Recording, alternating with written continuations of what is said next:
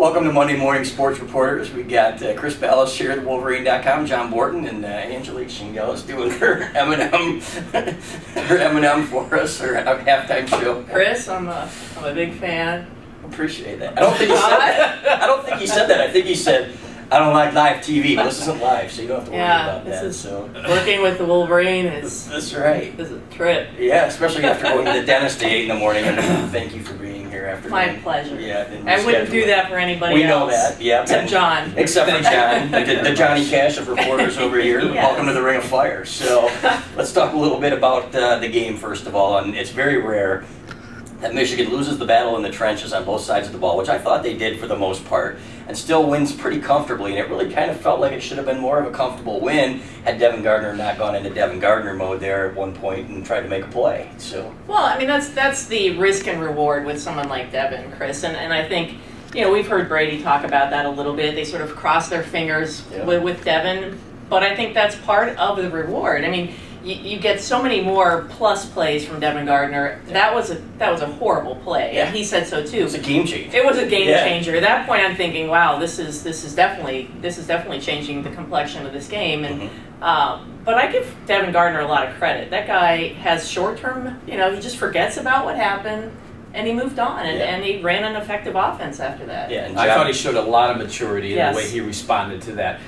Where you draw the line is, yes, let Devin be Devin, but don't let him do it inside his own 10 against Notre Dame. Right. If it's at midfield, that's different. If it's in Notre Dame territory, that's different. I think that's where he has to take that next step and progress. But really, the maturity he showed after doing that was huge. To your point, Chris, I thought he showed a lot of toughness early in that game because he was getting hit. He was. I mean, there was a lot of penetration. He was dealing with a lot, and I think that he showed great toughness there. And the offensive line showed some resilience in stiffening up a little bit over the course of the game and at least neutralizing Notre Dame enough at times for them to make plays. And there was an implosion that went on after that. Make no mistake, Matt Weil, that poor kid, you know, you could kind of feel it, everything being sucked out of them at that point. For him to be able to lead that touchdown drive, and a couple of pass interference penalties aided the cause. The first one, you know, I went back to the Alabama game last year when the defensive back, I forget who it was, shoved Roy Roundtree down. I mean, threw him into the sideline. So that was a pretty fortunate call.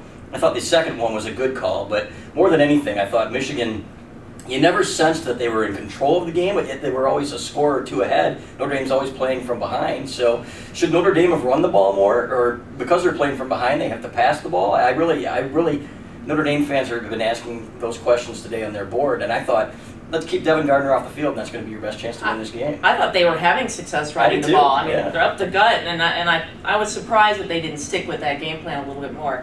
But also, as Brady Hoke said after the game, Brees is a really good quarterback. I thought he played admirably, but I did think they got away from a game plan that would have been more effective against Michigan, at least on Saturday, with what we saw from Michigan's defense. Right, and Greg Madison kind of played it close to the vest, and he was going to say, let's not let Tommy Rees beat us with the big play. I think the longest passing play was 23 yards, if I'm not mistaken. So, and it worked out to their advantage because he made just enough mistakes where I think the offense put up 23 points, only 2 touchdowns. Yeah, if you were guaranteed that before going in, okay, you're going to give up 23 points in this game and you take your chances, and you're giving up 19 points on defense if there's not a Lake Dawson type tip pass in the back of the end zone where they score. I think, you know, you're going to have Michigan fans after that looking at and say, oh, bend but not break. They're going all over the field. They really did a good job when they got into the red zone, especially late in the game, and you know that's bottom line. I think there are going to be times, and we've seen it, where Greg Madison defenses are going to be a lot more aggressive. But in this situation, I think they were going to take their chances, making Notre Dame go the long way. And there were some times where they were aggressive and were just a hair away from getting to the quarterback. And Tommy Rees, to his credit, did a great job getting rid of the ball, and that was part of the game plan too. 3-step drop, boom, that ball is out before they can get there. So we'll talk more about that, and we'll be back with M&M here, M&M 2, in our next segment. Back with Monday Morning Sports Reporters. I'm Chris Balas, TheWolverine.com. John Borton of TheWolverine.com. Angelique Chengelis of the Detroit News. Ceramides? Ceramides. Is it like the Greek god of competitive nature or something like that? Yeah, right. That's what I thought. So you look amazingly refreshed for a night game. First night game out of the way. How many more do we have now to cover? I think 3, 4? Oh, well, yeah. Something like that. Gotta love those night games. Couple. But anyway, let's talk a little bit more about the game, and I want to talk about the defensive line a little bit, because to me, I was a little bit disappointed, I'll be honest, when Greg Madison's talking about how much work they put in with the 4-man rush and how these guys are taking it personally, and they really relied on that. And the 7-man game, playing it straight up a lot of times, and they didn't get a whole lot of pressure on the quarterback. To me, one of the disappointments for Michigan. I absolutely thought it was a disappointment, and I don't do grades, but I would definitely have given that like a C- kind of grade. Well, and, you just did grades. I did, didn't I? Yeah. Okay. But I think when they had success, that one play, the first interception. I mean, Jabril is coming out after him and flushed him out of that pocket, and well, I'm just like, why don't they try this a little bit more often? It really paid dividends and forced him to throw, and Blake had his first interception. Yeah, and Frank Clark had a couple of plays early, but after that it was just like, boom, they really neutralized him. And I will play devil's advocate only to this extent. Yes, it was disappointing that they didn't get to it more, but there was a lot of max protect. Very good point. From Notre Dame, and you also, I think Notre Dame has a pretty darn good offensive line. They do. And I think as you go along, that line on both sides of the ball for Notre Dame is going to help them win a lot of games. So, you take into account the opposition, but yes, you need to get the pressure dialed up more than it was after you have spent the entire offseason say our goal is to get pressure with a 4-man line. You clearly didn't do that with any kind of consistency in this game, and I think that's one of the areas where they just keep pushing and working towards doing it in the future games. And one thing too, when they get Jake Ryan back, and this is something that we haven't talked a whole lot about, he's going to command some of that extra attention. He's one of their better pass rushers, and he's a guy that they'll put inside to rush right through the middle of the line, whatever. They'll be able to do some more things with him. Cam Gordon, who was so good in week 1, a little bit not as quite as effective in week 2. Brennan Byer was actually playing with his hand down quite a bit, and I think he got, the only sack, if I'm not mistaken. That was the one sack of the game. Yep. So let's switch gears here and talk about Jeremy Gallon wearing number 21. Some people on our message board, the fort at TheWolverine.com, were talking about how he should be wearing number 1 instead of number 21. I thought, that's a stretch, but I will say this. As a 5'8" guy, and I love 5'8" receivers, Desmond Howard is 5'9", but Jeremy Gallon, this kid is really kind of earning his spot as one of the better receivers in Michigan history. At least the way that he's come on, I think he's got a chance to have at least a 1,000-yard season. So the Wolverine Elite have spoken. They said Jersey 1, and you I didn't say the Elite, them. I said some message board posters. Well, there are elite among them, absolutely. But, I mean, Jeremy Gallon is certainly worthy of it. But I think I talked to him last week, he's getting used to wearing the 21. He likes what it represents. And I think Michigan fans should love how he's representing that jersey number. And Desmond Howard last week said he loves Jeremy Gallon because he loves what he does when he doesn't have the ball too. I mean, that guy, he's a tough guy, and I'm glad you've got somebody you can relate to, size-wise. Absolutely. Even when he's got cleats on. So there it is. That's a tough kid, and I'll tell you what, Jeff Hecklinski, when we were doing the football preview, talked about him and said, this is a kid who ought to be first-team All-Big Ten. And he went beyond that to explain that Jeremy Gallon lifts with Michigan's offensive linemen because otherwise they would have to reset the weights for the other receivers. I mean, that is how strong he has made himself, and the kid just plants people when he's blocking. In other words, that's where the differences end between Jeremy and Chris, right? Well, that's a few years ago. Anyway. I would lift with John Falk. But would you ride the bike with him in the corner? No. Chris just lifts cups of coffee with the ladies. I don't drink coffee. I drink Thank you, though. I appreciate that. Now it's getting nasty. Go ahead, Jim. Continue. And I just think that Gallon is going to get more and more focused as the year goes along. All of a sudden, it's okay. We have to shift more defensive attention to this guy. I was just going to say, right. And what that leaves you with, okay, you know that Funchess is going to get the ball. Yep. And you know that Drew Delio is going to get the ball. What I thought was encouraging in that first game is all of a sudden, boom, there's Jake Butt, freshman. They made it very clear that he can be a target, not just against Central Michigan or Akron or whatever. In crunch time, in the end zone against Notre Dame, when you have to score, they're throwing him the ball. Absolutely, true freshman. Let's talk about that receiving core, too, and the way they bring it blocking-wise. And we talk about Jeff Hecklinski being a good teacher, and he talks about Jeremy Gallon being good in and out of his routes. Not just Gallon throwing blocks out there. J.U. Chesson on that first touchdown is obliterating people, and this is not the biggest kid out there. Jeremy Jackson laying somebody out in the end zone on Gallon's second or third touchdown. How many touchdowns did he have? 2 or 3? Three. Well, whatever. It was second or third. Yep. Jeremy Jackson standing over this kid like, hey, really getting the job done. I think this is one of the better blocking receiving cores that I've seen at Michigan in a while, and Eric Campbell had some good ones. Well, it's a source of pride for these guys. Absolutely. And even Devin Gardner said a couple times what he liked. In the end, initially he didn't like that part of the game when he was a receiver, but in the end he kind of liked being able to be physical. And I think these guys, when we've seen Jeremy's talked about this for a couple of years now, I mean, that is part of who he is, and I think that's become part of who these receivers are, being tough and having a presence. They pass it along. Yeah. It's great because that's what they did back when Sue Campbell was coaching them. That's what they do now. That's what Jeremy Gallen will pass on to Chesson. And I think a kid like Chesson, he blocked, he did his thing, he took great pride in it, and I think he gets rewarded this weekend and weekends after by getting more footballs thrown to him. I think that you're going to see that as a focus against Akron, against UConn, because they know they're going to have to develop another big receiver. It'll be interesting to see how much Jeremy Gallen plays. Tweaked a hamstring against Notre Dame, and this is going to be a week that you rest a lot of people, I think. We'll talk more about that when we come back.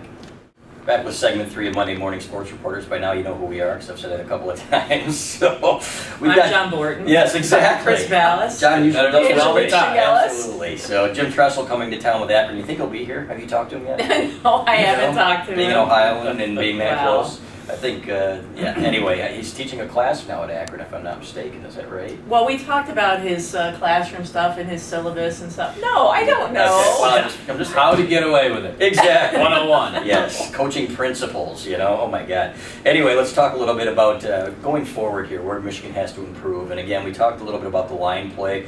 We talked about how Michigan's interior line against Notre Dame's defensive line, which was better than advertised in my opinion, especially seeing them after week 1. There's some room for improvement there, and you're watching them trying to zone block, and you're watching some linebackers come through untouched. Seemed to me not really as much a physical thing at times, but some missed assignments again, where guys are coming through untouched. That's something they got to shore up before next week and for the rest of the season. I do think we have to give them a little bit of break. They are young, they're inexperienced, these That's no excuse. It's no excuse, but I think to keep your level of expectations here instead of up here right now. The expectations for the position, but go ahead and continue. Oh, wow. Yeah. Okay, Lloyd. What quarterback are you going to play this week? I like them both. No, I mean, I really think you got to temper those expectations. I think they're coming along. I mean, penalties, I think, have been a little bit of an issue these first 2 games, and I think they need to improve there. And I think we can pick on every phase of the game. I mean, the special teams play, there have been some highs and there have been some lows. Yeah. So I think that there are a lot of areas, but this is a young team, and I think there's a reason Brady Hill keeps stressing that, so that people cut him a little slack. And John, I don't expect any changes, do you? I mean, you want to get some cohesion there among these guys. Exactly. They want to get guys and stick with them. The only way they're going to change is if they feel like, okay, we can definitely improve ourselves by a move early in the season, whatever that change may be. But 3 interior offensive linemen, 6 collective career football starts. Right. And, I think one of the things that I've been saying since January is about this schedule. If this team gets by Notre Dame, and it has, you've got a schedule that sets up incredibly well for an offensive line to develop. And now they can really focus on, okay, you survived the test, you didn't excel, you didn't dominate against Notre Dame by any means, but you neutralized them at some key times. Now, where are the areas that we have to clean up, move forward? And I think you've got several weeks now that you can do exactly that. Yeah, let's be honest though, I don't think this is going to be the man ball team that Brady Hoke wants. I think this is going to be a team, and Doug Skeen said this the other day, former Michigan All Big Ten lineman, they're going to move the ball like the New England Patriots move the ball a little bit. When you've got a quarterback like that who's that good and then that much in command, not just that, the way he runs the ball. And some of the read option that they brought out in the second half of that game, I thought Al Borges called a great game. Brought that out. And Devin Gardner is better at that than Denard Robinson ever was. For him to pull it out, he had so much room on a couple of those runs where it really adds to the running game. You're not going to pound it with Fitz Toussaint getting 6 and 7 yards a carry. That's the way they're going to move the ball, and I think that's perfectly adequate. They held the ball for 34 minutes. So we are all saying undefeated going to East Lansing, or do we look at Penn State and say that's the question mark? That's what we're asking. That's why we're here. Oh, wow. I thought I had to ask the questions. No. Since I'm John Borton. Right, exactly. Well, I think that game's at 5 o'clock kickoff. Yep. We know how that stadium is. I think when you talk to most players, what's one of the toughest places to play, they always say It's at Penn State. Sure. And, the guy's a great coach. He's got some talent. Certainly it's not the Penn State talent we've seen from 10 years ago and last decade, but that is definitely a scary game, I think, for Michigan. They've also made that the homecoming game in Penn State this year. That crowd is going to be whipped up. It will finish in darkness. One of the questions coming in, hey, come on, a freshman quarterback. Well, Christian Hackenberg's been pretty darn good so far as a freshman quarterback. Made a couple of mistakes, but you know that he can throw the ball. And O'Brien out there has worked him into that system, and he is a very, very good offensive mind. So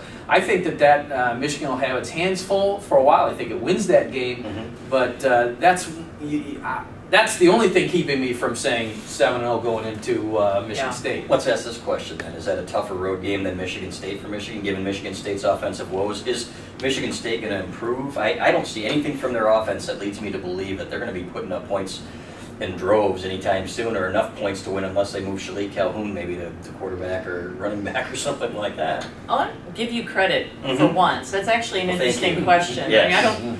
I don't really hear that from you very often. That's what I'm But that is a good question, but I think Michigan State will be very dangerous. I mean, yes, we've seen what they are offensively. They're nothing right now. But D'Antonio gets them focused for this game, like Brady Hoke gets Michigan focused for Ohio State. I think that they'll have something. They'll have developed something by then. So I would look at that still as the critical road game for Michigan State. You wanted to say D'Antonio gets him ready for Michigan like Jim Tressel got him ready for Michigan. I can see it. You almost said it, but that's okay. And we appreciate that. John, your thoughts? You've maintained always that that's going to be the toughest road game on the schedule. And I still do. Despite their great struggles offensively early on, that defense is such that they're going to be in every game. They're going to be in the Michigan game, because of the home setting, that just crazy crowd, and that defense, which has shown that it's better at scoring than Michigan State's offense so far. It's just the intensity there, the level of hatred and the focus and everything that gets put into that game. That is going to be a war up there, and I think that that is a team that is going to come after Devin Gardner extremely hard, and I mean you have to be ready for that. From the offensive line to the coaching schemes to the heads up to the Big Ten before. That's right. Yeah, 60 minutes of unnecessary roughness. I'd say there's going to be a targeting injection in that game. Really? Okay, there it is. Yeah. You've I know. I didn't say which team, but I think there will be one. Well, I think we know what you're implying. But I am interested to see. We're getting ahead of ourselves talking about Michigan State, but I'm anxious to see what happens when they play an opponent that isn't god awful. I think Western Michigan, did they not lose to Nicholls State this weekend? And I think South Florida gave up 52 points to McNeese State. Was it Andy? Yeah, he's nodding. So and he's Mr. Statistic over there. Man behind the scenes. Absolutely. So, but I'm again, we're looking forward. That's a November game this year too. We got a few games to go probably still talk about September. Yeah. Can you break down Akron for us? What does Jim say about the offensive line?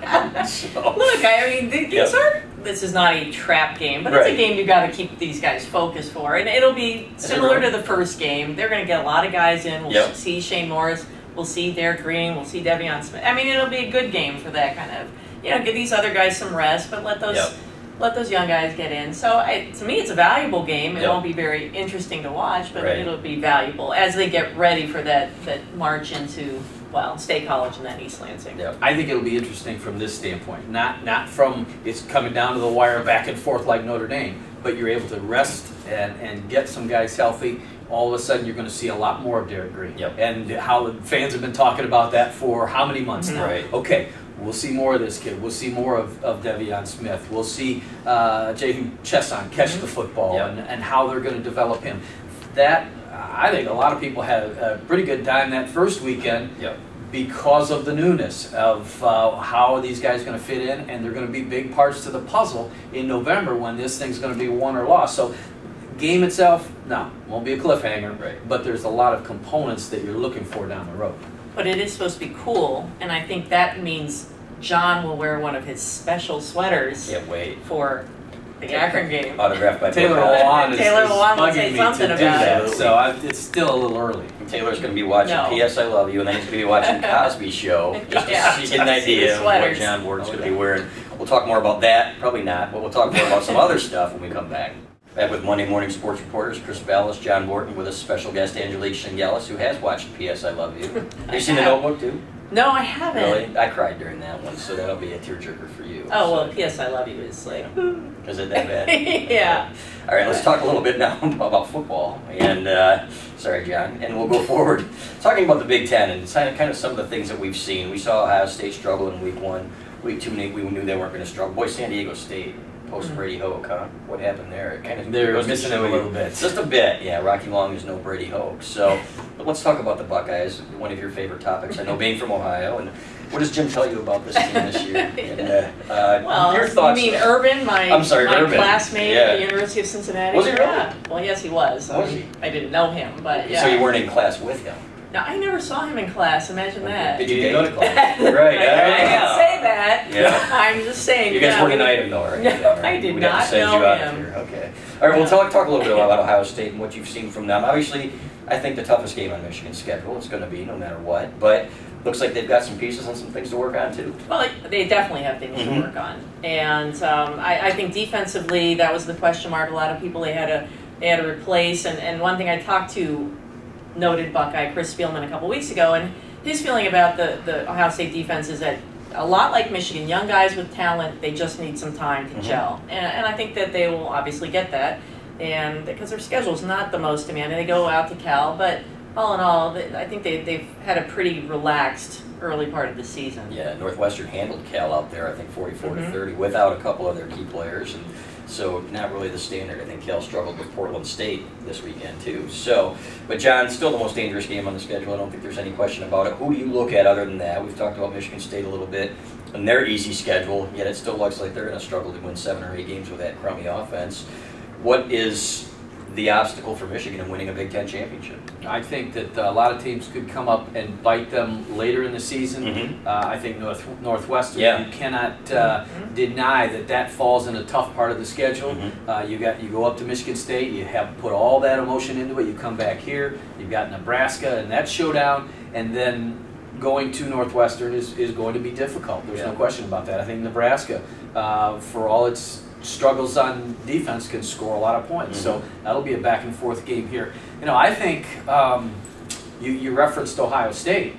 I think it's less of a given now than it was before the season that they're just going to waltz through their division and be in the championship game, because you look at Wisconsin. Somebody said they just plug in another coach and they just keep rolling over teams. No, they haven't played any That's great. a night game in Columbus. It is. I mean, I think that favors Ohio State there. But I think it does. But Wisconsin is not afraid to go in and play there. Yeah. They've really held their own in that situation. So you know, there'll be a lot of eyes on that game. Conversely, I think you mentioned Northwestern. That's the team that I thought was really the team to watch this season. Ohio State. We're speaking about Ohio State. They go into Evanston for an 8 p.m. game. So I mean, I think that'll be a tough game for the Buckeyes. And I definitely think Michigan at Northwestern is. I always thought I had Michigan losing that game going into the season when we make those silly preseason picks that I don't think anybody should ever try to do, because you don't know week to week what team's going to show up. Especially before the first week. Right, you don't know anything. But Pat Fitzgerald's got something going there that's very right. He's got some really nice athletes, and that's a dangerous team. Could you imagine if they actually had a home field advantage at Northwestern? Because you don't think they do in a way? I mean, it's like going into a high school. Right, but high school field where half the stadium, or 60%, is going to be Buckeye fans for the Ohio State game, and the same for Michigan. Every time we've gone there, Michigan players come out of that tunnel and that place explodes, and you can see how jacked up they get. And you almost feel bad for Northwestern in a way, because if they had that true home field advantage that Ohio State had, absolutely I do. They're the one. Absolutely. Go ahead, John. I will also say this about Northwestern: if you in this year gave them Michigan State schedule, they would be picked if not as the favorite in this division, but right up there, because they just have a hideously tough schedule, and I think that's going to come back and hurt them along the way. But they've got a good team. And we've talked about Jake Ryan. I mean, look when he's coming back. When we think he's coming back, he's going to be there for the meat of Michigan's schedule. And I think he is that. One player can make that kind of difference. A player like Jake Ryan can make. He's an All-American candidate, and you can't discount that. So let's talk a little bit about Michigan State real quick. One more time. I know Mark D'Antonio being an Ohio guy, so you have a little bit of knowledge about him. Is there a window of opportunity closing, do you think, here, where they're just not recruiting as well as they were? They took advantage, obviously, when Michigan was down. And it seems to me that this was the year that you get your offense, you spend the offseason, you're going to have a good defense. Now, with this schedule, you should have been maybe a favorite in the Legends division. It sounds like they're going to screw that one up. I think he's not. I don't think he's on the hottest of seats. Right. I think it's on a lukewarm seat. But I do think Mark D'Antonio, to me, is the perfect fit for Michigan State. You know, he's defensive minded. He's got that team really solid on that side of the ball. But I don't think Michigan State fans can take a difficult season this year. I think that he would definitely start feeling his seat getting a lot hotter, but I don't think he's in danger of, if they collapse, maybe. Yeah. But I don't see them. That really wasn't my point. Oh, I'm sorry, I misunderstood you. Yeah, my Are you point. Speaking English? Yeah, I am. My point is, I'm speaking Greek, so you should know that even better. But my point is, D'Antonio, he is the perfect fit for Michigan State, but they had an opportunity, I thought, really with their schedule this year, that if they're going to be a legitimate player year in and year out in the Big Ten and really start recruiting with the Michigans and the Ohio States, maybe that's not feasible anyway. But wasn't this their opportunity to make a statement, run through that crummy schedule, and win a Big Ten? So now you're looking at John, I am, John can understand you. All right, John. He wants a serious answer. I speak Balas. Ring of fire, let's go. I'm sorry. Yeah. They showed it last year. Yep. Defense wins championships unless you have no offense. Exactly. And then you go 500 basically. Yep. And that's what they could be looking at this year unless they have some dramatic changes. They're looking at bringing in the freshman at quarterback now. Okay, what if he comes in and is over his head and loses some confidence? There's a lot of things going on up there offensively that are not good. And long term, they're getting thrown into a division starting next year that Michigan State fans, the ones that I've talked to, have their head in their hands over because Michigan, Ohio State, I think Penn State is going to weather this storm better than anybody thinks. If Bill O'Brien sticks around. If Bill O'Brien sticks around, absolutely. And then all of a sudden, you're number 4 in your own division. And that's you don't think Balas was lobbying to get into the other division when they were having? Of course he was. And I think he wanted to retarget their recruiting efforts to that part of the, go against Iowa and go against those teams out on that part of the geography. And that's part of the reason why I think they got 2 games against Michigan at Spartan Stadium. I think it was a little bone they threw, the Big Ten. Said, sorry, we're putting you in this division, but here, you can have 2 games against your rival. Back-to-back years. Yeah, back-to-back years. But that was the answer that I was looking for. Did you take notes on that? Nice job, I sort of gave you the same. I was taking it even further in the future. People like hot seats discussions. They do, they do. And other I think than that, you're on a hot seat. Isn't he like Andy Reid? Every year. Instead of filming, you should be filming. That's what we were looking for, a little spark from you. So, other than that last part, great job. Yeah, great job. We appreciate having you here. We'll see you here every week. Yeah, I'll be here every week. No, I won't. In your M&M post. She's ready to see me next week. So, we really do. We appreciate you being here. It's always a pleasure, and as much as it pains me to admit it. So, thank you, John. I really appreciate it. Great, Angelique. Thanks, Andy. And we'll see you next week.